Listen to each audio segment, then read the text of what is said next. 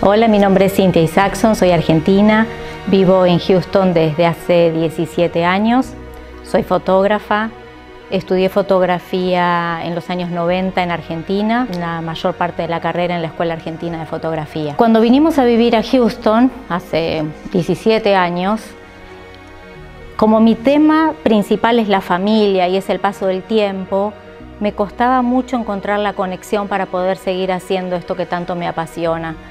Cuando pude entender que las distancias no significaban nada y que podía seguir fotografiándolos a todos, como lo hacía antes, entonces es donde pude continuar con este trabajo.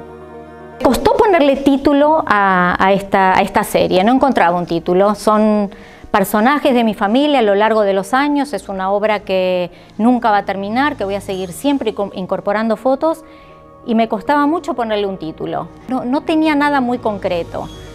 Hasta que empecé a juntar las voces, los audios, y una prima muy querida, Silvia, que tiene unas frases maravillosas, me graba una frase viendo todo esto que dice así como: éramos tan felices y no nos dábamos cuenta.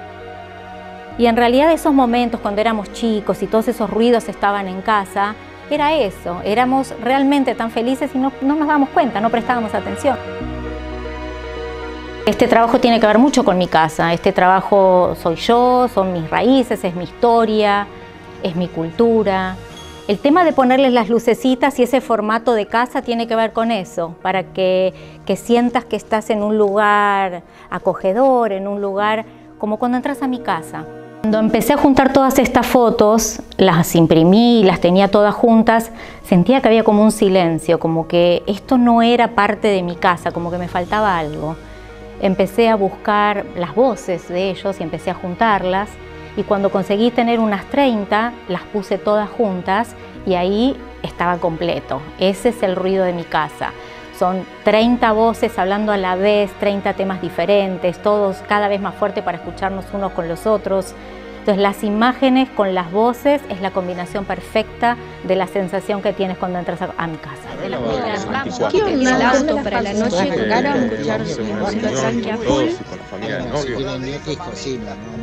Éramos tan felices que no nos dábamos cuenta.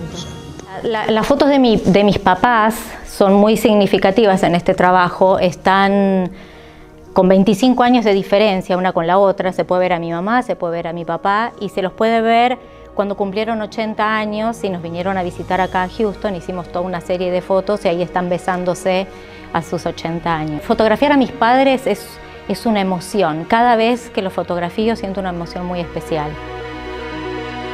Cuando empecé a retratarlos, yo revelaba mis propias fotos. Yo me iba al laboratorio y las revelaba yo. Me iba a la Escuela Argentina de Fotografía, donde pasaba horas trabajando con las fotos. Y de hecho lo hacía con mis manos, movía los químicos y jugaba con la luz para poder decidir dónde quería las luces y dónde quería las sombras. Era casi una cosa manual, hecha con las manos. Después obviamente usamos más tecnología y empecé a jugar con otro tipo, ahora lo hago con el Photoshop, pero los contrastes, el blanco y el negro me gustan mucho, me parece que tienen mucha fuerza como la tiene la gente a la que fotografío. La decisión de hacerlo en blanco y negro tiene que ver con que el tiempo no existe, con que no quiero que el color que se usaba hace 25 años o con el que vos veías las fotos hace 25 años te confunda con los tiempos. Esto no tiene que ver con cuándo saqué la foto, esto tiene que ver con ellos, con el con el tiempo, con la vida. Entonces el sacar el color, el abstraerte al blanco y negro, el sacarle el tiempo a la foto que estás mirando te permite concentrarte en ellos o en mí. La idea es que este trabajo no va a terminar nunca. Voy a seguir tomándole fotos a mi familia hasta el último de mis días.